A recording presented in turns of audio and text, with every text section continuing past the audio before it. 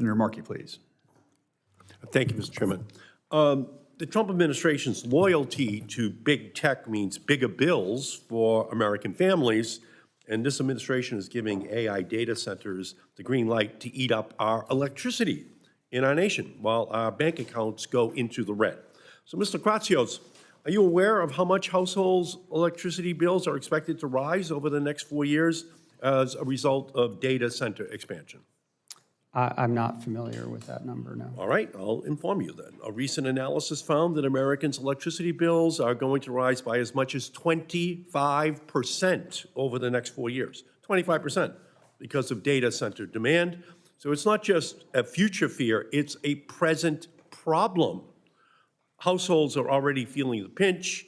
Electric bills for an average home in Ohio increased by $15 a month because of data centers.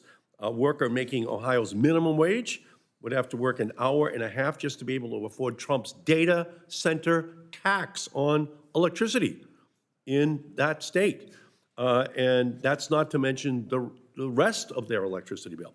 So, Mr. Kratsios, do you think it's appropriate that the administration is forcing Americans to pay more on their electricity bills while using their taxpayer dollars to make the problem even worse by funding the unfettered growth of the AI industry?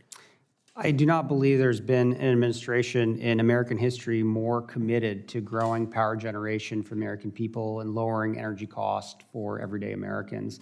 And I'm proud to work for a president and an administration that has that level of commitment.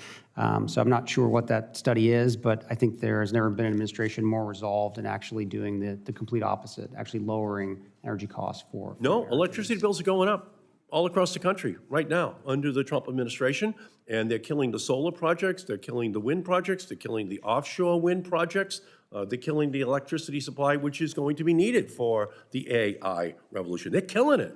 So we're going to have a crisis. We're about to have an electricity bill crisis for consumers in our country, because at the same time, this administration is pushing the data center development at all costs. The costs are being paid by American families, not big tech.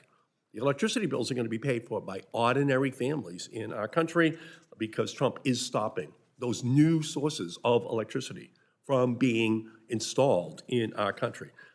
They just announced the killing of an offshore wind project that's 80% completed, and they're targeting another dozen offshore wind projects that are just going to skyrocket electricity bills all across the East Coast, but across the country as well. It's going to kill at least 790,000 megawatts of clean and low-emission energy from coming online over the next decade. That's the electricity that's going to be needed for the AI revolution. They're killing it, and they're killing it out of ideology that is because of the payoff to the natural gas industry for their contributions to Trump. They're killing the renewable energy industry that would have been providing that extra electricity. So it's a huge price to be paid.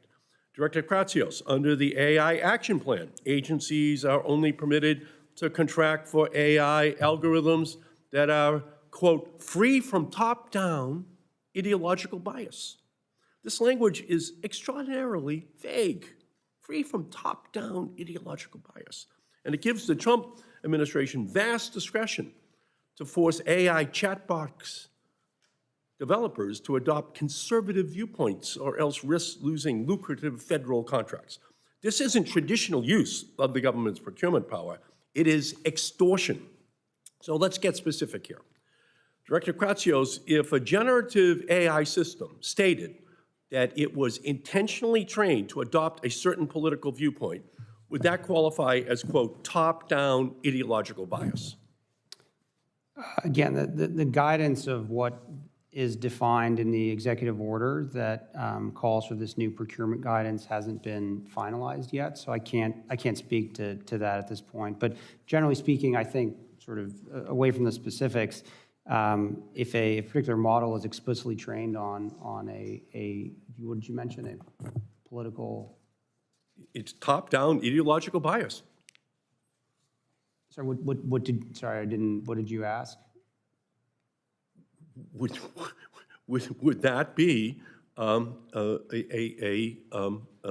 violation of the rule that a generative AI system if it's stated that it intentionally trained to adopt a political viewpoint? Would that qualify as a top-down ideological bias? Yes, if the model wasn't truth-seeking or accurate, it would violate the executive All order. right, so I'll make it even clearer then. Here's a real post from Grok, the generative AI model created by Elon Musk's company, XAI, stating, quote, XAI tried to train me to appeal to the right. That's the quote. Is that a violation? Does that qualify as ideological bias, and should XAI therefore be disqualified from federal contracts? Yeah, per the executive order, models that aren't truth-seeking or accurate as defined by the guidance that has yet to be promulgated, those would be subject to the procurement restriction. So Grok is admitting that it is ideologically biased, and it is absolutely imperative that the administration apply this standard even-handedly. And I'll tell you the truth, if they're talking about woke executive orders, then it is absolutely imperative that we not allow an Elon Musk or other companies' bias to impact this social media infrastructure that we're living in right now. Thank you, Mr. Chairman.